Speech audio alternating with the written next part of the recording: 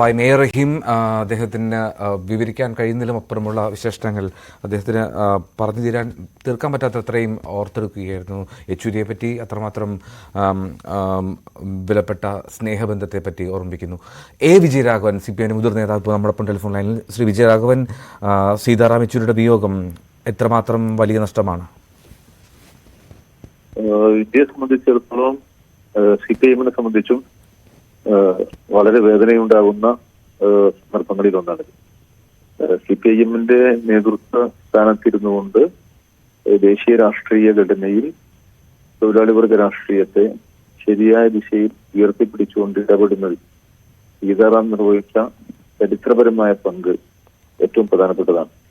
നമ്മുടെ നാട്ടിലെ വലതുപക്ഷ രാഷ്ട്രീയ സാന്നിധ്യവും അതിന് പ്രതിനിധാനം ചെയ്യുന്ന ഹിന്ദുത്വ ശക്തികളും ഉയർത്തിയ വെല്ലുവിളികളെ ഇന്ന് അതിജീവിക്കുന്നതിൽ രാജ്യത്തെ ഏറ്റവും മുന്നിൽ നിന്ന് പ്രവർത്തിച്ച നേതാവാണ് സഖാവ് സീതാറാം. വളരെ ദൈക്ഷണികമായ കരുത്തുണ്ടായിരുന്ന മികച്ച സംഘാടകനും പോരാളിയുമായിരുന്നു. അദ്ദേഹത്തിനെതിരെയാണ് നമുക്ക് ആകെ ഉണ്ടാക്കിയിരിക്കുന്ന വലിയ നഷ്ടം. അത് വാക്കുകളിൽ ഒതുക്കാൻ കഴിയാത്തതാണ്. ഞങ്ങളെല്ലാം വളരെ വളരെ മാനസികമായ പ്രയാസം അനുഭവിക്കുന്ന ഒരു സന്ദർഭമാണ്. തീർച്ചയായിട്ടും അദ്ദേഹത്തിന്റെ ഓർമ്മകൾ ഏറ്റവും വലിയ കരുത്തും ആവേശവുമാണ്. അഗാധമായ വിഷമതയുള്ള മുഹൂർത്തങ്ങളിലൂടെ ഞങ്ങൾ കടന്നുപോകുക. ശ്രീ വിജയരാഘവൻ, ഈ മൂന്നാമത്തെ ടേം അത് പൂർത്തിയാക്കാൻ മാസങ്ങൾ മാത്രമുള്ളപ്പോഴാണ് അദ്ദേഹത്തിന്റെ വിയോഗം.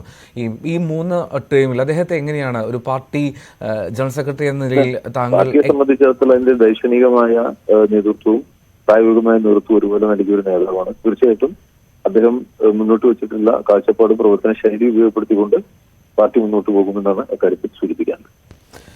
ശരി, ശ്രീ വിജയരാഘവനാണ് പ്രതികരിച്ചത്. CPM പോളിറ്റ് ബ്യൂറോ അംഗം. വലിയ നഷ്ടമായി, നികത്താൻ കഴിയാത്ത നഷ്ടമായി ഓരോരുത്തരും പാർട്ടി നേതൃത്വം സീതാറാം യെച്ചൂരിയുടെ വിയോഗത്തെ അനുസ്മരിക്കുന്നു. അത്രമാത്രം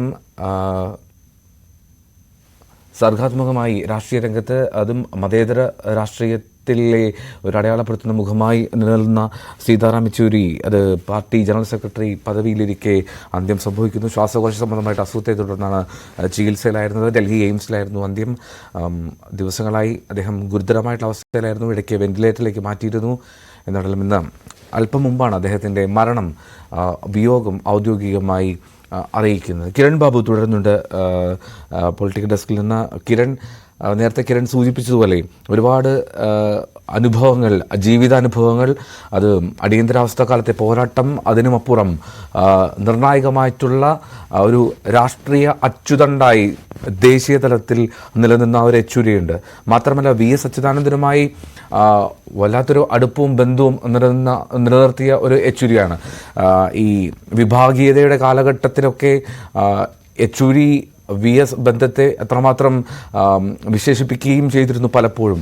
അത് എങ്ങനെയാണ് ഓർത്തെടുക്കുക കിരൺ? VS അച്യുതാനന്ദനും സീതാറാം യെച്ചൂരിയും തമ്മിൽ സവിശേഷമായ ഒരു ബന്ധമായിരുന്നു ഉണ്ടായിരുന്നത്.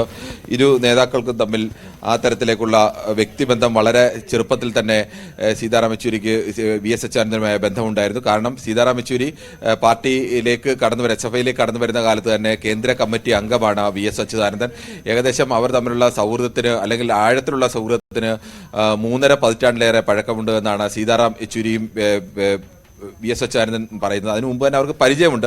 പക്ഷേ അങ്ങനെ ഒരു അടുപ്പത്തിലേക്ക് വന്നത് കേരളത്തിലടക്കം തെരഞ്ഞെടുപ്പ് പ്രചരണത്തിനായി സീതാറാം യെച്ചൂരിയെ പോലെ ചെറുപ്പക്കാരൻ കേരളത്തിൽ തെരഞ്ഞെടുപ്പ് പ്രചരണത്തിന് എത്തണമെന്ന് VS തീരുമാനിക്കുകയും വന്ന് കേരളത്തിൽ 2 ആഴ്ചയോളം സീതാറാം യെച്ചൂരി ഉണ്ടായിരുന്നു. അങ്ങനെ ഒരു തെരഞ്ഞെടുപ്പ് പ്രചരണത്തിന് അദ്ദേഹം നേതൃത്വം നൽകുകയും ഒക്കെ ചെയ്തു. പിന്നീട് 1992 CPMന്റെ പ്രത്യയശാസ്ത്ര രേഖ CPM തയ്യാറാക്കുന്നത്. CPM പ്രത്യയശാസ്ത്ര രേഖ തയ്യാറാക്കുന്ന സമയത്ത് പലതവണ ഈ രേഖ തിരുത്തി എഴുതേണ്ടി വന്നു.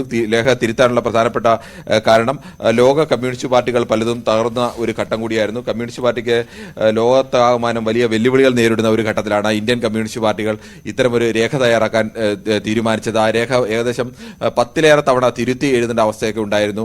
അന്ന് യഥാർത്ഥത്തിൽ ഇങ്ങനെ ഒരു പുതിയ സാഹചര്യത്തിന്റെ അടിസ്ഥാനത്തിൽ ഇന്ത്യൻ പാർട്ടിയുടെ നയമടക്കം തീരുമാനിക്കുന്ന ഒരു രേഖ തയ്യാറാക്കുമ്പോൾ അതിന് ഏറ്റവും കൂടുതൽ സീതാറാം യെച്ചൂരിക്ക് പിന്തുണ നൽകിയത് VS അച്യുതാനന്ദനും ബാലാനന്ദനുമായിരുന്നു. ഈ രണ്ട് ആന്റണി ഇപ്പോൾ ടെലിഫോൺ ലൈനിൽ ശ്രീ AK